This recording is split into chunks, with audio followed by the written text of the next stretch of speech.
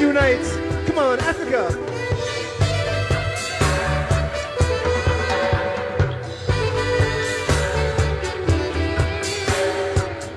Africa, unite. Cause we're moving right out of Babylon, yes. And we're grooving to our father's land. Oh, good and how pleasant it would be before God and man to see the unification of all Rastaman. We are the children of love. I am one. So now, Africans unite. Bonjour, bonsoir, mesdames, messieurs, mesdemoiselles qui font semblant d'aimer le football en ce moment. Quelle semaine africaine, on va en reparler, mais elle fait tellement de bien. De la victoire du Maroc sur son Polisario. Ah, on est qualifié en quart de finale maintenant qu'on siège presque à l'Union africaine. Allez les Lions, donnez-nous des ailes façon Boilard de l'Atlas. On est à ça de vous rejoindre à pied. Jusqu'au Gabon, si vous allez en finale, avec tout ce que ça implique géographiquement, ça en vaut la peine, vous trouvez pas? Non, cette Coupe d'Afrique est la plus politique de notre histoire. Vous imaginez si en plus de reprendre notre place au sein de l'Union africaine, on est champion continental 2 ans durant?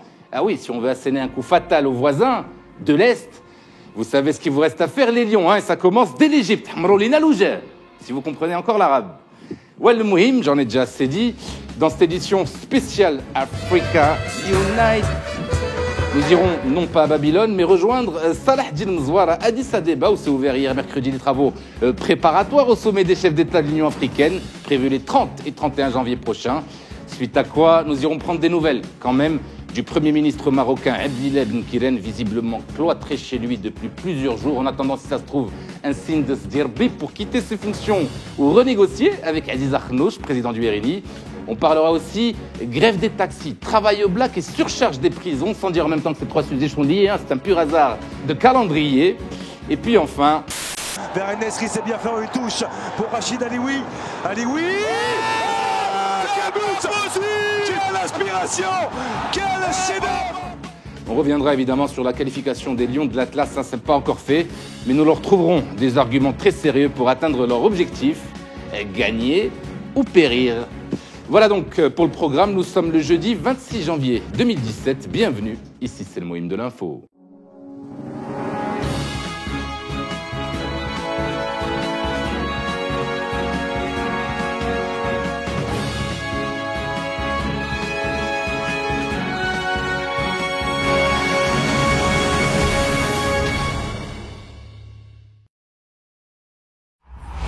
On commence donc cette édition, mesdames, messieurs, avec les phases préparatoires et néanmoins qualificatives du Maroc au sein de sa famille africaine. Oui, Président. Bien, j'arrête tout de suite avec mes jeux de mots légèrement hors la loi, mais les 2 événements sont tellement liés que j'ai du mal à me retenir, Excellence. C'est un argument qui se tient, surtout avec le taux de remplissage de nos prisons en ce moment. Effectivement, vaut mieux passer le week-end à Marrakech en famille et au chaud. Bien, Présidence. Excellence. Alors, la soumission d'esprit d'équipe. À vous, Saadat. C'est moi. Non, mais en même temps, que voulez-vous qu'on dise de plus? C'est tellement difficile de rire du sujet qu'on va quand même essayer. Par exemple, que pense le Polisario du retour du Maroc dans sa famille africaine? Je cite Ibrahim Rali dans un entretien à l'APS, la MAP algérienne. Le président de la RASD, très optimiste pour la suite des événements, véridique, a souhaité que notre adhésion à l'Union africaine soit suivie d'autres pas audacieux du régime marocain, englobant la reconnaissance définitive de la souveraineté de la RASD sur l'ensemble de son territoire, au seul service de la stabilité, de la sécurité et de la paix dans le continent africain. Oui, Président, vous êtes plié de rire, vous aussi. Ah oui, c'est sourcé, allez-y vérifier par vous-même. Alors, pendant que le Maroc joue sur tous les tableaux en ce moment dans le continent africain, la moindre des choses est de prendre des nouvelles de Si Abdillah Ben Kiren, qui ne quitte plus son domicile, Mskin, quoi que vous me direz, avec ce temps de chien, pardon pour l'espèce animale. On est tellement mieux chez nous sous la couette en se goinfrant de Bedlkhlé le matin et de Brerumsm l'après-midi, surtout qu'il n'y a pas classe en ce moment, pourquoi donc s'en priver? Et même que le PAM a demandé à ses parlementaires de renoncer à leur salaire de député tant que le chef du gouvernement ne quitte ses fonctions ou les honore. Quand on sait, après avoir lu le site info, que dit que l'Hadradiel, on ne veut pas que tu démissionnes finalement, en tout cas officiellement, on a donc profité pour avoir une nouvelle idée machiavélique entre deux antidépresseurs, si ça se trouve, celle de reprendre les négociations avec qui vous savez qu'après la tenue du Conseil national de l'Istiqlal en mars prochain et l'élection de son futur leader, c'est dire à quel point le chef du gouvernement n'est pas prêt à lâcher le morceau. Excusez-moi, hein, on n'a pas vraiment l'habitude, mais les bonnes nouvelles de la semaine sont encore au nombre de 3, hors Afrique naturellement. D'abord, les taxis sont entrés en grève hier, mercredi. Les chauffeurs d'Uber et de Carim peuvent souffler 24 heures. D'ailleurs, véridique, hein, puisqu'il m'arrive encore de prendre des taxis, ça me permet de garder la tête froide tout en restant proche du peuple, par principe, au moins une fois par an. Le chauffeur du taxi rouge a donc commenté l'affaire une fois que je suis monté à l'intérieur de sa voiture. Il m'a dit, et qui prouve que la dame de Carême s'est fait effectivement casser les jambes. C'est pas parce qu'elle crie sur la vidéo qu'elle est forcément blessée par un mot de taxi. Ce à quoi j'ai répondu, à moins effectivement que ce soit à cause de ces ragnagnas, je vois mal pourquoi une femme crierait aussi fort. La deuxième bonne nouvelle, c'est qu'il n'y a plus de place dans les prisons en ce moment. Plus de 300% de taux de remplissage. Quand on sait que le Maroc est dans le top 8 des pays les plus sécurisés de la planète, je dis, il faut qu'on arrive à 600%.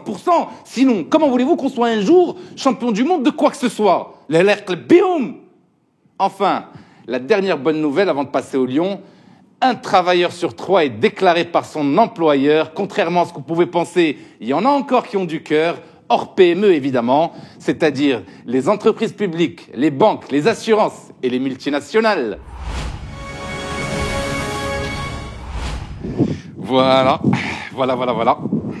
En même temps, c'est pas le top de la qualité, aide les maillots non officiels. On a cherché les vrais, hein, mais comme personne ne les achète, du coup, on n'en produit pas des masses. Il paraîtrait même que les originaux sont en rupture de stock depuis au moins 1976, date de notre unique trophée continental, au même international.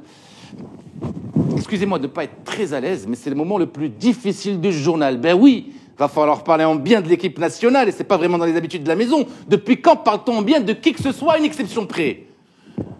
En plus, mais c'est pas encore gagné, hein. C'est pas parce que les gens sont sortis dans les rues pour fêter le passage en quart qu'on doit sauter au plafond, hein. On vient de la génération 2004, nous. On était tellement fiers et heureux d'être arrivés en finale à Sfax à l'époque qu'après ça, on a eu droit à 15 ans de disette et d'humiliation à la marocaine. D'ailleurs, la dernière fois qu'on a vraiment vibré pour le Falek al-Watani, c'est quand nos lionceaux de l'Atlas ont gagné la Danone Cup à domicile.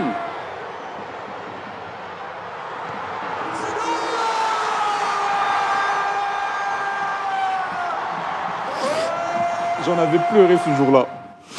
Oui, en même temps, on peut comprendre Hervé Renard, mais mon cœur a tellement été brisé par les équipes Beddo, Roger Lemaire, Mohamed Fakher ou encore Eric Guéretz, qu'aimer à nouveau les Lions de l'Atlas ou leur entraîneur Walla ou Bogos, c'est au-dessus de mes moyens, vous connaissez la chanson. On n'aime qu'une seule fois dans sa vie.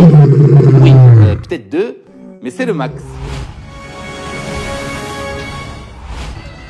Voilà, merci encore de votre patience à notre égard. On retentera de parler positivement des Lions de l'Atlas à leur retour, Inch'Allah, avec le trophée de la CAF. Entre-temps, je vous souhaite à tous beaucoup de courage dans votre rôle de supporter après avoir été au détraqueur. Grand bien vous fasse. Et je vous donne rendez-vous quant à moi dans une petite semaine pour un prochain numéro. Le moyen de l'info. Africa unite, 'cause we're moving right out of Babylon, yes, and we're grooving to our father's land.